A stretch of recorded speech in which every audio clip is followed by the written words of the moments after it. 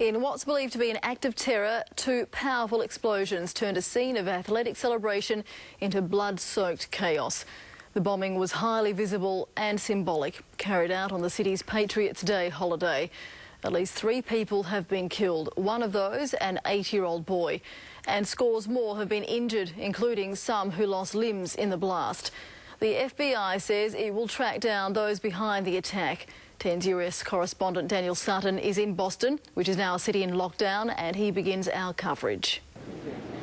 When the bombs went off here in Boston, it was Patriots Day, a commemoration of key battles in the American Revolution some 200 years ago. Well, tonight this city is feeling the immense pain of very modern warfare and against an enemy who is hidden and is targeting innocent families, women and children at one of the world's premier sporting and social events. And they did it with cold-blooded precision.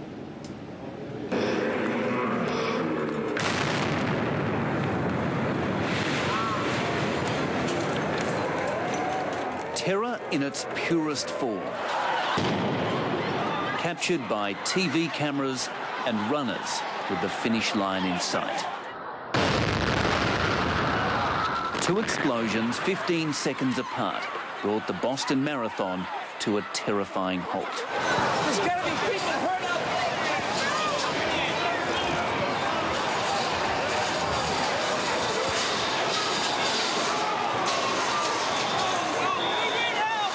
One of the nation's great sporting events, an upsetting, horrific scene.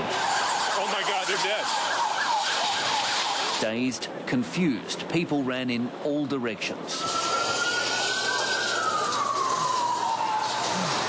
Police, paramedics did what they could, but it was clear many were badly hurt. They were banged up, bad, severe lacerations, amputees, a lot of shrapnel. You know, they were pretty big explosions. Initially, bloodied victims were rushed by any means possible to tents that had been set up for runners. People started trying to run and then they started falling and trampling over each other. Hospitals were inundated. Panic began to spread. We're in the VIP seat. There's like watching across the street. We saw the first bomb go off and people, blow up in the street. I heard the explosion. Jeffrey Hunt was in his hotel just a block away. But I also felt it through the windows and through the floor and the roof and stuff. When the bombs went off, the footpaths and streets around Boston were busier than at any other time of the year. As well as the marathon, it was a public holiday, Patriots Day, when families packed the city and spent time together. Runner James Wadetsky had a kilometre to go when the chaos erupted. He thought his family was waiting at the finish line. After 40 minutes of panic, he found out they were late and safe. It was really close to home. Like, we had my kids not slept in for their nap, and, you know, had I run slightly, thank God I had a slow last 6 miles. Others, including little children, weren't so lucky. Now, when this happened, the rest of America, of course, went into lockdown, no doubt with images of September 11 in the back of their mind. And as their shock turned to anger, obviously people are asking how one of the most powerful intelligence networks in the world managed to be blind to this plot and how terrorists were able to get under their guard again. President Obama, for one, was swift to promise justice. Here's Daniel Isdale. Coordinated and timed to turn a moment of triumph into tragedy. Moments like these, terrible as they are, don't show our weakness, they show our strength. It could have been twice as deadly, with 2 more undetonated devices discovered along the course.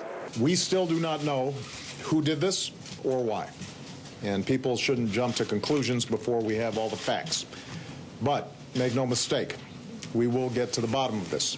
As Boston locked down, major US cities moved to a heightened state of vigilance, with airport security intensified, plans for other big sporting events reassessed, and calls sent out across the nation for anyone to report suspicious activity to police. Australia unreservedly condemns this brutal and senseless attack.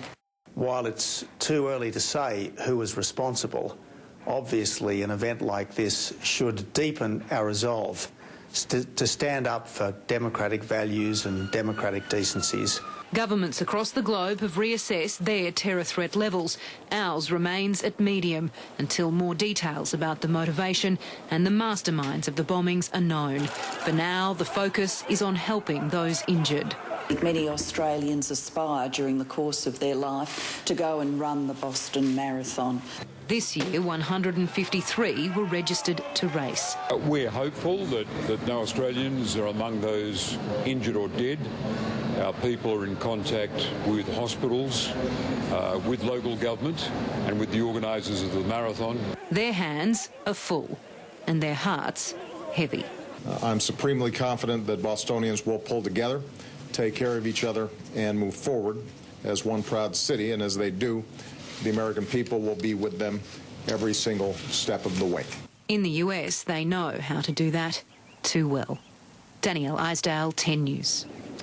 Now, law enforcement here in Boston says that no suspects have been identified at this stage. However, we have heard that an apartment rather, about 7 miles or 11 kilometres from here has been searched overnight. Now, there have been a couple of persons of interest identified also. One is a Saudi national who was seen apparently acting suspiciously, running away from the scene of the explosions. He was crash-tackled by a passerby. He has denied any involvement to the FBI. The second person of interest that's been identified is a man who was spotted in CCTV footage holding 2 backpacks close to the explosion scene. At this stage, as I said, no suspects have been identified and nobody has claimed responsibility.